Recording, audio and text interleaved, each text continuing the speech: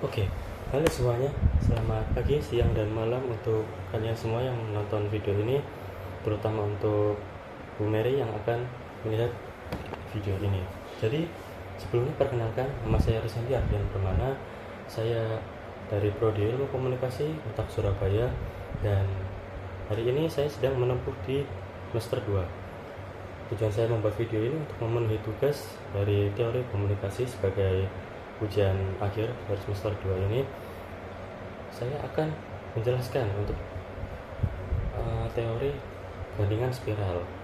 Jadi bagaimana materinya nanti, langsung saja saya bahas ke materinya. Jadi yang pertama-tama kita langsung ke definisi. Oke, jadi definisi dari teori bandingan spiral ini adalah sebuah teori dalam bidang ilmu komunikasi yang pertama kali diperkenalkan oleh Elizabeth Neumann pada tahun 74. Teori ini menjelaskan bagaimana individu cenderung untuk menyembunyikan pendapat atau pandangan mereka yang bertentangan dengan mayoritas atau kebanyakan orang di sekelilingnya, terutama pada dalam konteks opini publik.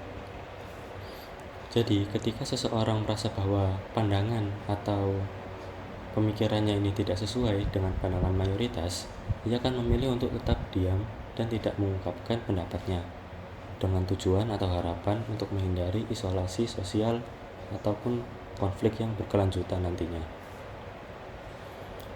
Nah, secara sederhana, teori ini akan mengungkapkan hubungan antara opini individu dan pengaruh kelompok mayoritas.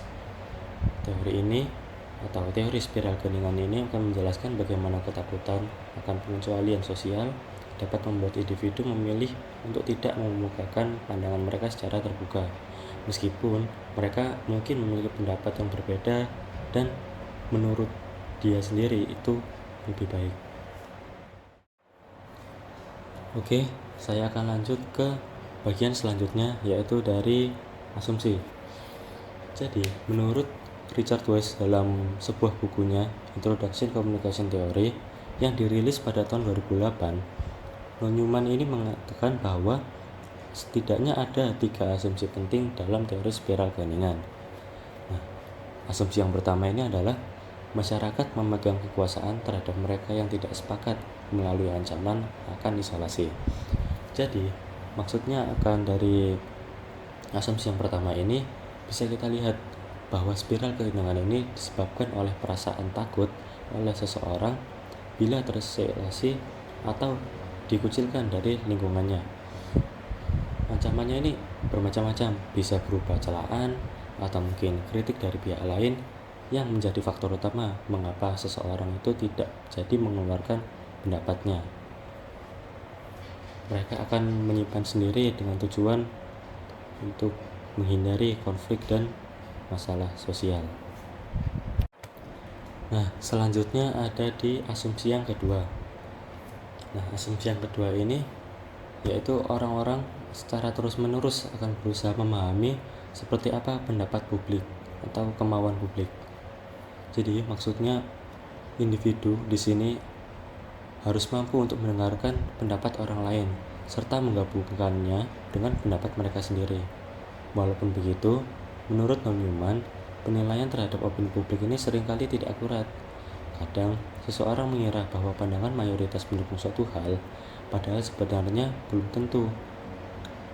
Nah, ini juga bisa disebut sebagai pengabaian pluralistik. Kemudian kita lanjut ke asumsi yang ketiga, yaitu perilaku individu dipengaruhi oleh opini publik. Jadi, maksudnya itu individu cenderung untuk memilih berkomunikasi ketika merasa ada dukungan tentang suatu topik. Ada yang mendukung pandangan atau pemikiran dia sendiri. Nah, individu ini akan sebaliknya ya. Individu ini akan memilih untuk tetap diam jika ternyata orang lain tidak suka atau tidak mendukung pendapat atau pemikiran yang ada dalam dirinya. Neumann mempercayai bahwa orang tidak suka mendiskusikan topik yang tidak punya dukungan dari mayoritas.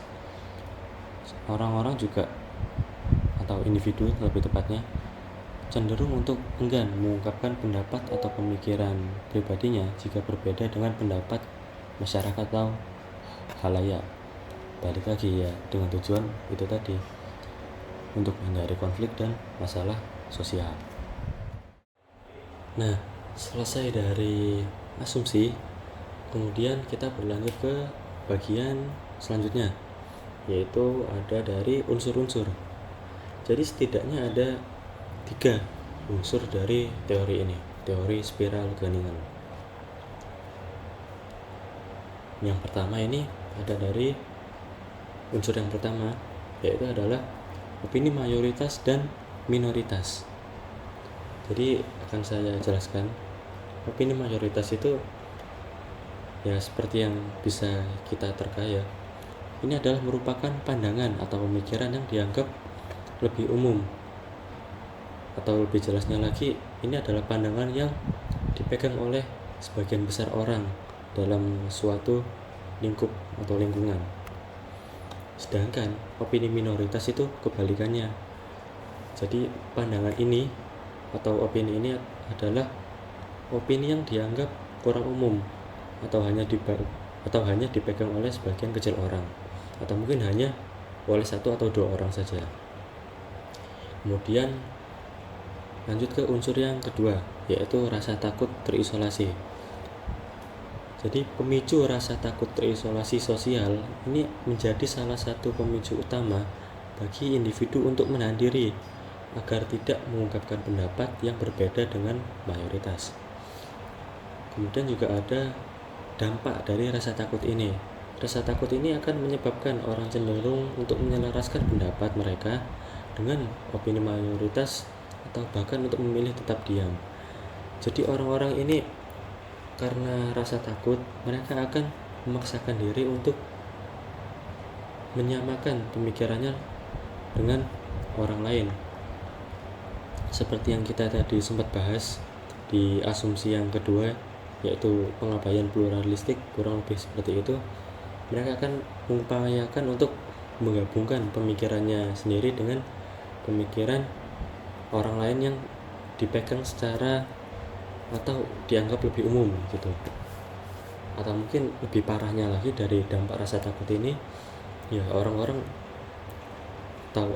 yang memiliki pemikiran yang beda itu justru memilih untuk tetap diam, sehingga yang terjadi adalah pemikiran mayoritas ya akan tetap menjadi dominan dalam suatu lingkup tersebut. Kemudian unsur yang ketiga, ini ada pengaruh media massa. Jadi peran media massa sendiri ini untuk memainkan peran dalam membentuk opini publik dan memperkuat spiral Groningen. Kemudian dampaknya sendiri, media massa ini dapat mempengaruhi bagaimana seseorang menilai dan memperkirakan opini mayoritas dan minoritas, sehingga meningkatkan rasa takut terisolasi jika mengungkapkan pendapat yang berbeda.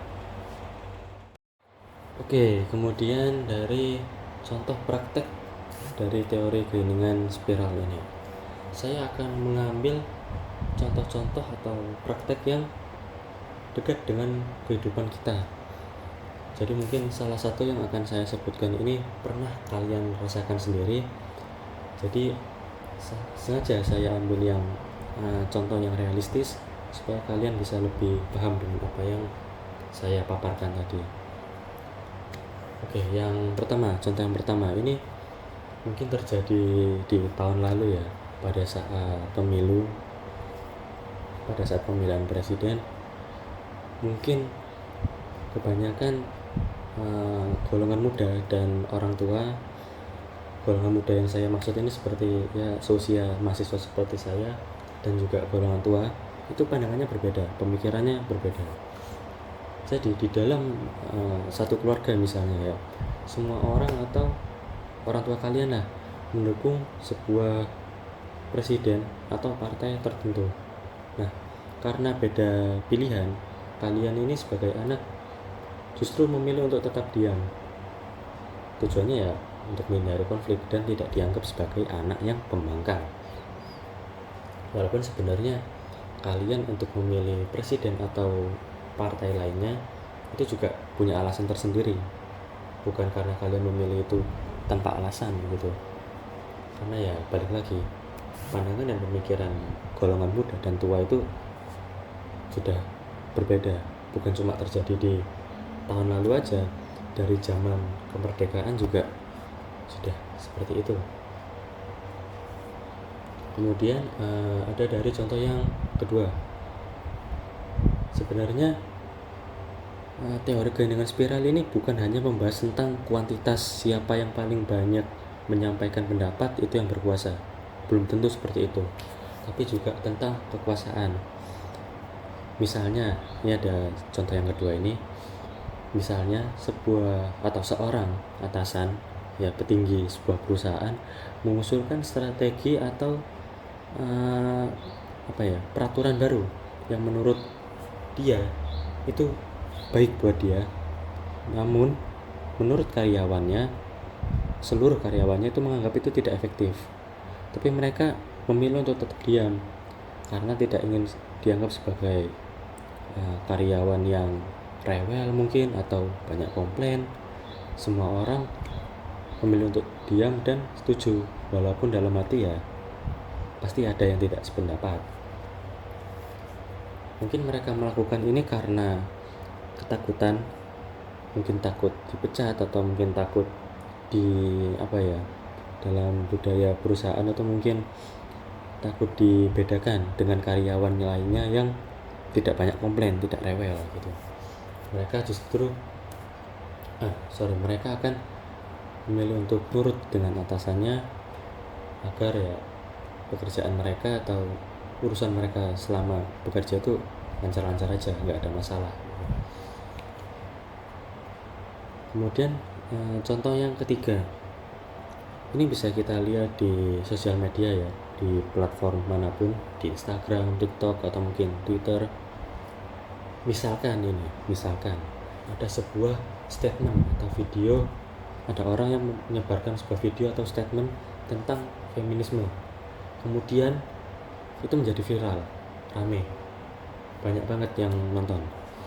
Nah, komentar mayoritas orang-orang ini mendukung dengan statement si konten kreator tersebut.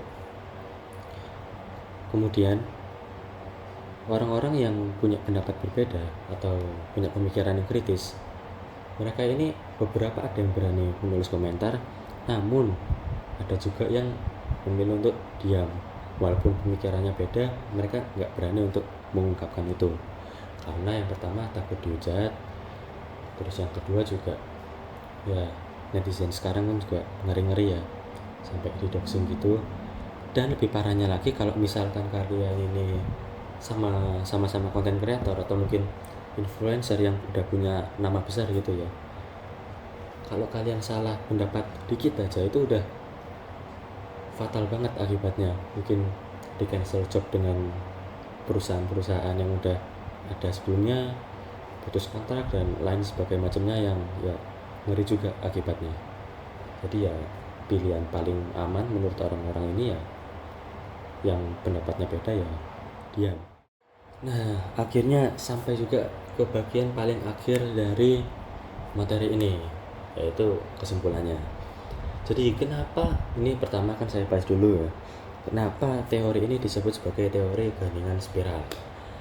Jadi misalkan ini ada dari atas ya, muncul sebuah keputusan atau statement, kemudian orang-orang ini setuju, kemudian berlanjut lagi kepada orang-orang yang tidak setuju dan memilih untuk tetap diam. Akibatnya apa?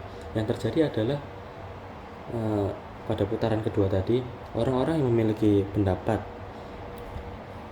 yang dianggap paling umum ya, orang yang dianggap itu punya pengikut paling banyak, itu akan menjadi dominan, sehingga orang-orang yang punya pemikiran berbeda ini nggak akan muncul gitu loh, udah pasti tertutup sama pendapat mayoritas. Karena itulah kejadian ini sering kali terulang lagi dan terulang lagi, sehingga menciptakan seperti sebuah spiral. Maka dari itulah disebut sebagai keheningan spiral gitu. Jadi opini publik, pengaruh media massa, dan rasa takut terisolasi itu akan membuat orang-orang lebih memilih untuk diam daripada mengungkapkan pandangannya secara terbuka. Teori ini menunjukkan betapa kuatnya tekanan sosial dalam membentuk sebuah komunikasi di masyarakat. Oke, sekian dari saya untuk tugas EAS teori komunikasi ini. Saya harap Bu dosen sudah menerima apa yang saya kerjakan ini. Saya mohon maaf jika ada yang mungkin keliru apa yang saya paparkan tadi, atau mungkin ada yang kurang, saya mohon maaf. Sekian dari saya dan terima kasih.